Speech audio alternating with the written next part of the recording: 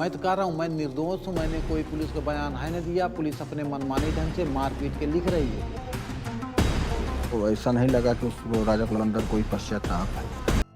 आज हम बात करेंगे एक ऐसे सीरियल किलर की जो सिर्फ लोगों को मारता नहीं था बल्कि उनके दिमाग का सूप बनाकर पी जाता था। ये आदमी अपने अलग ही डिल्यूशन में रहता था। ये खुद को सबसे सुप्रीम और पावरफुल राजा समझता था जो अपनी अदालत में लोगों का न्याय करता था। उसके न्याय करने का तरीका सिर्फ एक ही था, जो था लोगों को मौत के घाट उतारना और उनके दिमाग का सूप पीकर अपने आप को विद्वान बनाना। जब लोगों के सामने उसकी ये सच्चाई आई तो लोगों ने उसे पिशाच, नरभक्षी और वैम्पायर जैसे नामों से बुलाना शुरू कर दिया। इस नरभक्षी आदमी का नाम था राम निरंजन, मगर उसके डिल्यूशन के कारण उसने अपना एक अलग नाम रखा था, जो नाम था राजा कोल्हंडर, और आज लोग उसे इसी नाम से जानते हैं। आइए जानते हैं राम निरंजन AKA राजा कोल्हंडर की कहानी मेरी जुबानी।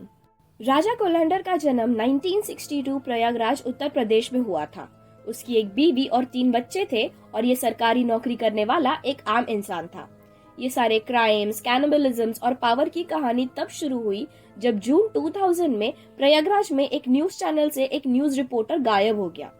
इस न्यूज रिपोर्टर का नाम था धीरेन्द्र सिंह। ऐसी जगहों पे रिपोर्टर्स का काफी दबदबाव होता है और उनकी काफी इज्जत होती है, जिसके कारण पुलिस के लिए ये केस काफी इम्पोर्टेंट हो गया था।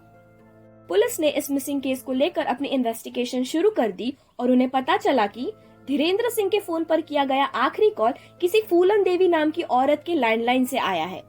फूलन देवी से जब पुलिस ने पूछताछ की तो उसने कहा कि वो किसी धीरेन्द्र सिंह को नहीं जानती, पर शायद उनके पति जानते हो।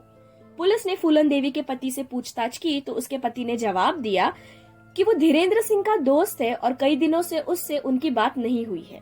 पुलिस ने फूलन देवी के पति से उनका नाम पूछा तो उसके पति ने जवाब दिया कि उसका नाम है राम निरंजन। राम निरंजन की बातों पर पुलिस को जरा सा भी विश्वास नहीं हुआ और शक के बिना पर राम निरंजन को और उसके साले को इंटरोगेशन के लिए बुलाया गया। इंटरोगेशन के दौरान पहले राम निरंजन कुछ भी बताने से इनकार कर रहा था, लेकिन अचानक कुछ देर बाद उसके हाव भाव बदल गए।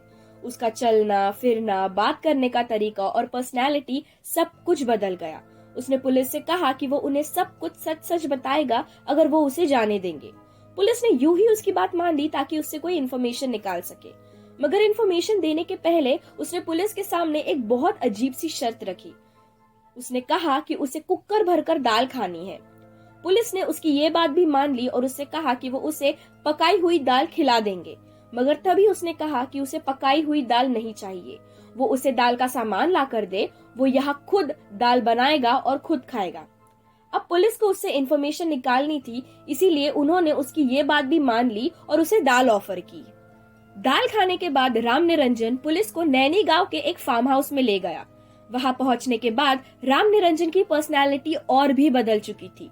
उसकी चाल ढाल में और चलने की स्टाइल में एक अलग कॉन्फिडेंस दिख रहा था। उसकी बॉडी लैंग्वेज किसी पावरफुल इंसान की तरह हो चुकी थी। जब पुलिस ने उससे पूछा कि ये फार्म हाउस किसका है, तब उसने बोलना शुरू किया और उसकी बातें सुनकर पुलिस के मन में एक अलग सा डर बैठ गया। उसने कहा कि ये कोई फार्म हाउस नहीं है, ये राजा कोल्हंडर की अदालत है। राजा कोल्हंडर यहाँ अपनी अदालत लगाता है और अपने गुनहगारों को इंसाफ दिलाता है। राजा कोल्हंडर सबसे ज्यादा ज्ञानी और विद्वान इंसान है। पुलिस ये सब सुनकर हैरान और परेशान हो चुकी थी, क्योंकि वो अपने ही बारे में किसी थर्ड पर्सन की तरह बात कर रहा था। जब पुलिस ने उससे पूछा कि वो उन्हें वहां क्यों लेकर आया है, तो राजा ने जमीन के नीचे एक टुकड़े पर इशारा किया और पुलिस ने उस इशारे पर वहां खुदाई शुरू कर दी। खुदाई करते करते उन्हें पत्थर जैसी कोई गोल चीज दिखी और वो खुदाई करते रहे, जिसके बाद उन्हें जो मिला वो देखकर सारे पुलिस ऑफिसर डर से कांप उठे, क्योंकि वो कोई पत्थर नहीं था बल्कि इंसानों के कंकाल थे, जिसमें कई सारी खोपड़ियां थी, जिसे बड़ी ही बेदर्दी से और बेरहमी से उनके शरीर से अलग किया गया था। कुछ खोपड़ियों पर रेड एंड ग्रीन कलर किए गए थे और कुछ खोपड़ियों पर तो नाम तक लिखा गया था। पुलिस ने पूरे फार्म हाउस की छानबीन की तो उन्हें एक पेटी के अंदर एक डायरी मिली। उस डायरी में 14 लोगों के नाम लिखे हुए थे। उन नामों की शुरुआत हुई काली प्रसाद श्रीवास्तव से, जिसकी खोपड़ी को रेड कलर किया गया था। ये काली प्रसाद राजा कोल्हंडर के साथ उसी सरकारी दफ्तर में काम करता था और उसने राजा से तकरीबन 50,000 रुपए उधार लिए हुए थे। राजा कोल्हंडर कोल ट्राइब से बिलोंग करता था और उन्हें लगता था कि काली प्रसाद उनके कोल ट्राइब से बिलोंग करने की वजह से उसे नीची नजर से देखता था और वो अपने आप को बड़ा ही विद्वान समझता था और इसी के साथ वो राजा के पैसे भी लौटा नहीं रहा था। इसी के चलते राजा काली प्रसाद को एक जंगल में ले गया। राजा ने काली प्रसाद का गला काटा और उसकी हत्या कर दी, मगर कहानी यही खत्म नहीं होती। काली प्रसाद की बॉडी को डिस्पोज करते समय राजा ने उसका प्राइवेट पार्ट यानी कि लिंग को काट दिया और उसके सर को उसके धड़ से अलग कर अपने साथ फार्म हाउस ले गया। राजा फार्म हाउस गया और उसके स्कल से उसका भेजे को बाहर निकाला और पास में पड़े उबलते पानी में डाल दिया। वो जानना चाहता था कि काली प्रसाद कितना बड़ा विद्वान है। राजा को लगता था कि किसी भी इंसान का ज्ञान और उनकी तरकीबें उनके दिमाग में होती है और अगर वो उस इंसान के दिमाग का सूप बनाकर पिएगा तो उसे भी वो सारा ज्ञान प्राप्त हो जाएगा और वो सबसे बड़ा ज्ञानी कहलाएगा। राजा इसीलिए उसके दिमाग का सूप बनाकर पी गया और इसी के साथ उसने अपनी डायरी में पहला नाम लिखा, काली प्रसाद श्रीवास्तव, और उसके नाम के आगे उसने क्रॉस मार्क किया। काली प्रसाद की बची हुई खोपड़ी पर उसने लाल रंग किया ताकि वो पहचान सके कि ये किसकी खोपड़ी है और फिर उसने उस खोपड़ी को गाड़ दिया। ये चीज उसने कई बार कई लोगों के साथ की। मोहम्मद मोइन ये उसका और एक कलीग था जिसे हिप्नोटिज्म आता था और इसने भी राजा से 25,000 रुपए उधार लिए थे जो वो लौटा नहीं रहा था। राजा ने मोइन को बहाने से यमुना ब्रिज पर बुलाया और मोइन का गला काटकर उसकी भी जान ले ली। अब मोइन ये एक मुसलमान आदमी था जिस कारण राजा उसे जमीन के अंदर नहीं गाड़ना चाहता था। राजा नहीं चाहता था कि मोइन को मौत के बाद भी मुक्ति मिले, इसीलिए राजा ने मोइन का गला काटा और उसकी बाकी बॉडी को ब्रिज के नीचे यमुना नदी में फेंक दिया। राजा मोइन का सर फार्म हाउस ले गया, उसे पकाकर उसका सूप बनाकर उसे पी गया। उसे लगा कि मोइन के दिमाग का सूप पीकर उसे हिप्नोसिस की पावर मिल जाएगी। ऐसे ही उसकी पेटी से मिले डायरी में पवन कुमार यादव, हाथिया नसीम, रति श्रीवास्तव, त्रिभुवन पांडे, पप्पू पासी और सुल्ताना जैसे कई नाम थे, जिसमें से आखिरी नाम था धीरेन्द्र सिंह। राजा कोलंडर के डायरी में 2 पंडित कास्ट के लोगों के भी नाम थे। राजा को लगता था कि पंडित लोग बहुत खाते हैं जिसके कारण उनकी अंतड़ियां यानी इंटेस्टाइन्स आम लोगों से बड़ी होती है और सिर्फ ये टेस्ट करने के लिए उसने 2 पंडित कास्ट के लोगों को मार डाला और उसके बाद उसने न सिर्फ उनके दिमाग का सूप पिया बल्कि उसने उनका पेट फाड़कर उनकी इंटेस्टाइन बाहर निकाली और उसे चेक करने लगा। किसी बीवी बच्चे और सरकारी नौकरी करने वाला आम आदमी का चेहरा इतना भयानक होगा ये किसी ने सपने में भी नहीं सोचा होगा। उसकी ये सारी कहानियां सुन के तो पुलिस तक शॉक में आ गई थी। पुलिस ने अपनी इन्वेस्टिगेशन जब और आगे बढ़ाई तब उन्हें पता चला कि राजा कोलंडर एक्चुअली में एक कार लूटिंग गैंग चला रहा था। राजा और उसका साला वशराज दोनों मिलकर हाईवे पे से कार लूट कर उनके ओनर्स को मार डालते थे। इसी कारण एक छोटे सरकारी दफ्तर का गार्ड होने के बावजूद राजा कोलंडर के पास एक टाटा सुमो जैसी कार थी और फार्म हाउस था। एंड अनफॉर्चुनेटली यहीं पर एंट्री होती है जर्नलिस्ट धीरेन्द्र सिंह की। अब धीरेन्द्र सिंह को राजा कोलंडर के क्रिमिनल एक्टिविटीज के बारे में पता चल चुका था और राजा अब डर रहा था कि कहीं धीरेन्द्र सिंह इस बारे में कहीं पेपर में ना छाप दे। इसीलिए उसने धोखे से धीरेन्द्र सिंह को अपने फार्म हाउस पर बुलाया। जाड़े की ठंड में धीरेन्द्र सिंह आग में अपने हाथ सेक रहा था, मगर वो ये बात नहीं जानता था कि कुछ ही देर में उसका पूरा शरीर ठंडा पड़ने वाला था, क्योंकि उसी समय पीछे से उसके सर पे बंदूक की नली तन चुकी थी। जब धीरेन्द्र सिंह राजा कोलंडर से बात करने में डिस्ट्रैक्टेड था, उतने में राजा का साला वशराज बंदूक लेकर पीछे से आया और उसने धीरेन्द्र सिंह को गोली मार दी। उसके बाद हमेशा की तरह राजा कोलंडर ने उसका लिंग और सर काटा और बाकी बॉडी को डिस्पोज कर दिया।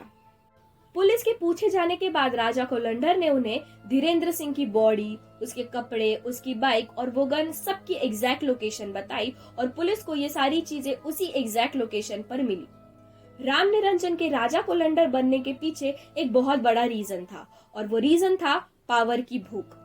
एक्सपर्ट्स का मानना है कि वो कोल ट्राइब से बिलोंग करता था और शायद इसी वजह से बचपन में उसके साथ कुछ नाइंसाफी हुई होगी या उसे नीचा दिखाया गया होगा।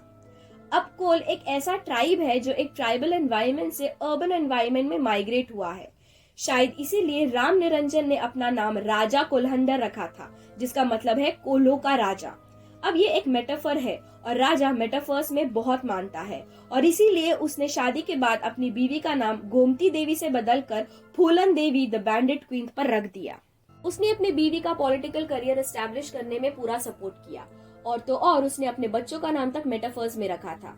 उसके 3 बच्चे थे और उनके नाम थे अदालत, जमानत और आंदोलन, और ये तीनों नामों का रिलेशन कानून से था। उसे अब लगने लगा था कि वो अदालत, जमानत और आंदोलन पर काबू कर सकता है, और एक स्ट्रॉन्ग पर्सनैलिटी जैसी फूलन देवी का सपोर्ट मिल जाने से उसे लग रहा था कि वो अब सबसे पावरफुल है और अब वो राजा बन चुका है। राजा कोलंडर का मर्डर करने का पैटर्न सिमिलर था। वो पहले उनसे दोस्ती करता था, उन्हें अच्छे से जानने की कोशिश करता था, और फिर धीरे धीरे अपने दिमाग में उनके मर्डर करने के पीछे की कहानी डेवलप करता था कि कैसे एक इंसान ने कुछ गलत किया है तो उसे सजा तो मिलनी ही चाहिए, और सजा सिर्फ एक राजा दे सकता है, वो भी अपनी अदालत में। वो हर चीज की प्लानिंग करता था और अपने विक्टिम्स को किसी सुनसान जगह बुलाकर उनकी हत्या कर देता था। वो हर एक मर्डर का फिजिकल रिकॉर्ड और निशानी रखता था। उसने विक्टिम्स की खोपड़ी पर कलर कर रखा था और उनके नाम डायरी में लिख रखे थे और आगे एक क्रॉस मार्क कर दिया था। इंडिया में आज तक ऐसा कैनिबलिज्म का केस नहीं देखा गया था। लोग उसे नरभक्षी, पिशाच, वैम्पायर, जानवर, न जाने क्या क्या बुलाने लगे थे। 2001 में उसे अरेस्ट कर दिया गया और एक लंबा कोर्ट केस शुरू हुआ। 11 साल बाद 2012 में फाइनली उसे उम्र कैद की सजा हुई। सबसे सरप्राइजिंग बात तो ये है कि अरेस्ट होने के बाद भी वो अपने आप को निर्दोष बता रहा था। वो कहता है कि पुलिस और मीडिया मिलकर उस पर गलत इल्जाम लगा रहे हैं और उसके खिलाफ उनके पास कोई प्रूफ नहीं है। कई नाम उस डायरी में ऐसे थे जो आज तक जिंदा है, तो अगर मैंने उन्हें मारा ही नहीं तो भला मैं उनका नाम उस डायरी में क्यों लिखूंगा? चुनाव जीतने पर विरोधियों ने फंसाया है, न उसका फिंगरप्रिंट हुआ है, न उसका डीएनए टेस्ट हुआ है, किसका है खोपड़ी ये भी तो दिखाएंगे। राजा कोलंडर की कहानी का हर सोर्स अलग अलग चीजें बता रहा है। कुछ लोगों का कहना है कि राजा ने 30 लोगों का कत्ल किया था, वहीं पर उसकी फैमिली ये सारे इल्जाम डिनाई कर रही है। राजा कोलंडर और उसका साला वक्शराज को 2012 में धीरेन्द्र सिंह के मर्डर के चार्जेस पर आजीवन कारावास की सजा सुनाई गई, और इसी तरह राजा कोलंडर की दहशत भरी कहानी आखिरकार खत्म हो गई। मैं उम्मीद करती हूँ कि राजा कोलंडर की ये सीरियल किलर डॉक्यूमेंट्री आपको पसंद आई होगी। अगर आपको क्राइम स्टोरीज, क्राइम डॉक्यूमेंट्रीज या सीरियल किलर डॉक्यूमेंट्रीज देखना पसंद है, then make sure to subscribe to my channel and then hit the bell icon.